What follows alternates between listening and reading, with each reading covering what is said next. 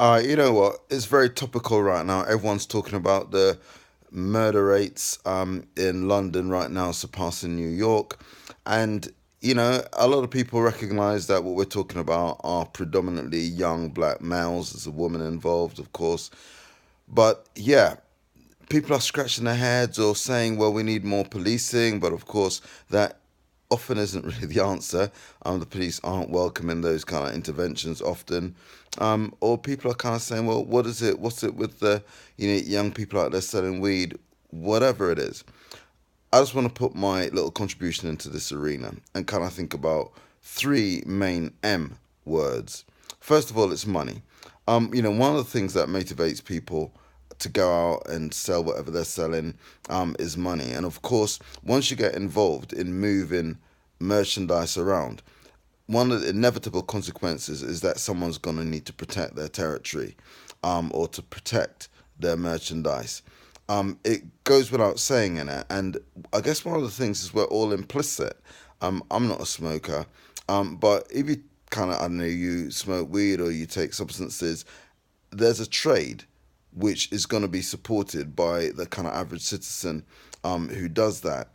And there's an inevitability that there's going to be violence involved. Now, I'm not supposing that we should be pointing the finger at individuals who are smoking a spliff and saying, well, this is your fault. What I'm saying is, in a way, many of us are implicated one way or another. The solution isn't just to say, well, everyone should stop smoking their weed or whatever. The solution may well be for the government to say, well, why criminalize something which has invested in it the possibility that in an underworld there's going to be the movement of products which are going to need to be protected. That's going to involve, trying to recruit the most vulnerable people to sell, so that the profit margins are higher, but also including some violence to protect your stash.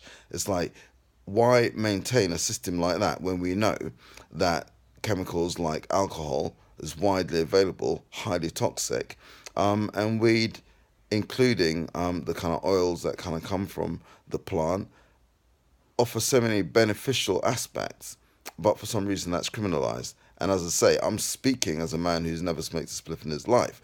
But of course, I kind of recognize some duplicity in a system of government that will protect the aspects of social life that are more associated with people who have money, the kind of top end of the alcohol market, as opposed to something like weed. So there's that as the first thing. The money. Why have we got this kind of system like this? The next I want to talk about is the kind of movies and the music. Um, one of the things that happens with young impressionable minds is that when there is the consumption of music or movies with an emphasis on a gangster lifestyle, which is about exerting power, that is also surrounded by something that is supposed to be slick, then of course it is going to have the appearance of being attractive. So to give you a specific example, the word pimped out, um, pimped out actually stems from pimps. Pimps are men who regulate, abuse, control women for their own profit. But the word has been disconnected from its original context. And it's kind of now used, and I know it's kind of going out of trend a bit, but it's now used as if it's socially acceptable to talk about something or someone being pimped out. To be a pimp is quite an obnoxious way of living. But again, it kind of links to that money. Why do we kind of create these desires in people to get money through means like selling substances or by going down the route of pimping out other people? Because it seems as though it's the easiest way or the quickest way to get money. It's all kind of connected with that. Why are people's social circumstances such that that is the avenue to go down? The next M, so I've spoken about money, I've spoken about music and movies, but also there's the thing about masculinities. And again, we're all kind of implicit or complicit in a way with this. One of the big challenges is about empathy. I know when I was bringing up my sons and would watch movies, watch the kind of average stuff as everyone else, Boys in the Hood or whatever. And I'd kind of say the thing we need to remember is in a film, it's going to show someone get lit up, and then you don't really see the pain. You don't see the families crying. You don't see the disabilities that people are living with. You don't see the pain. You don't see the children growing up with no father, the mother struggling to find food and to go out to work whilst bringing up kids because the father's absent, either dead or in jail. We don't get the true story, and we don't get an emphasis on the empathy, the pain that we're supposed to feel on someone else's behalf, and to kind of feel it and recognize it. What we get an emphasis on is the glamorized, gratuitous expression of a kind of a power, a masculinity that looks attractive. And in a way, that reflects what kind of goes on in our streets. Is that, yeah, it kind of feels cool to say, yeah, you're gonna walk with the ting, or you listen to a song that will kind of talk about that bang, I bang my ting, I pack my Glock, and it sounds all cool until it's your cousin or your brother or your father who gets dropped, and then it somehow isn't so cool after all. And what we need to do is to start to paste back together some of these things, the kind of consequences between immediate actions and the consequences of those actions. So yeah, I just kind of want to put it out there. Whilst everyone's kind of talking about, well, what's going on, things are looking bleak out there. I guess we need to start by looking at ourselves and to say, well, what is it that I do that either explicitly or inadvertently plays a part in perpetuating the systems that maintain the death rates we're seeing. And as I say, it isn't me pointing the finger and saying, well, because you do this, you should feel guilty. Because, of course, if you're just kind of smoke a weed or you're going to watch a film like I do, I'm not the one who's going to go out there and I'm going to go slay someone. That's not what I'm saying, and I'm not trying to imply that you should kind of take on the responsibility. What I'm trying to imply is that we're all connected up, and all of our actions, the kind of connectedness of all of those actions, end up being seen. And in a way, the deaths we're seeing are symptoms of this kind of wider backdrop. And we need to start reflecting on, well, okay, why is it that my regular consumption is as it is? Whether it's weed or the music, as say the films. So many of you will know that like I'm straight on Tupac, day in day out, Biggie, that era. You talk about the Locks, or you talk about people like who else? Even kind of Jay-Z or Nas. Their albums kind of right from the early days talk about the violence they see on the street, and we kind of consume that as if, well, okay, it's just everyday music now.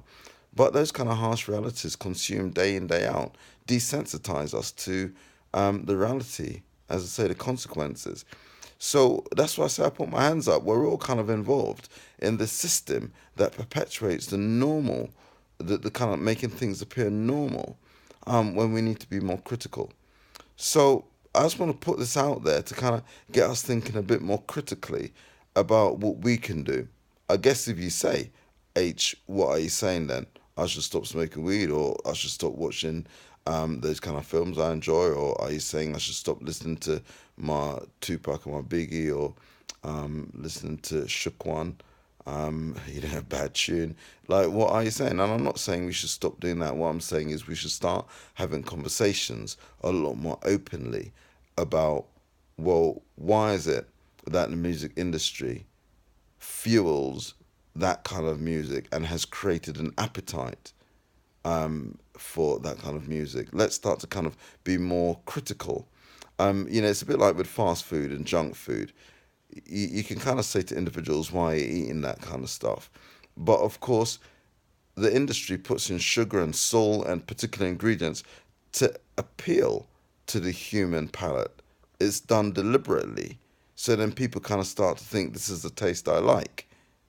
And we need to kind of go back and rather than point the finger and keep saying, oh, well, why are you eating that stuff? It's horrendous. I mean, I might say that, but I also will kind of think, well, why have people developed this taste? It wasn't an accident. It was like when my youth was 18 months, I sat there with his mum, we were eating ice cream, and he just kind of ate raisins. because he didn't know what ice cream was. We were sitting in Jamaica in Devon House. Those of you who know like Devon House ice cream will know like how nice that is. So yeah, I was just sitting there eating my ice cream, and he was just sitting in his buggy, just eating his raisins. He probably thought, "What is this guy like chomping on like that?"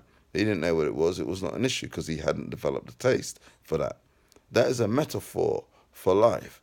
Is someone somewhere or a system somewhere is creating these particular appetites that we need to kind of go back and say, yeah, we ain't gonna cuss people out for their individual tastes. Yeah, we might help people reflect on it and change, but that isn't the emphasis of my attention. My attention is who's generating these appetites in the first place. And you kind of think about the pursuit of money through the routes that I've already mentioned, or you think about these kind of models of masculinity, which are like divorcing the kind of pain. We teach people to kind of be tough and bold and bad, um, and kind of lacking in empathy. But of course, the lacking in empathy means you can slay someone and carry on with your life, and your main concern is to stay on the street and to not get caught and to not think about the consequences. Let's think, people.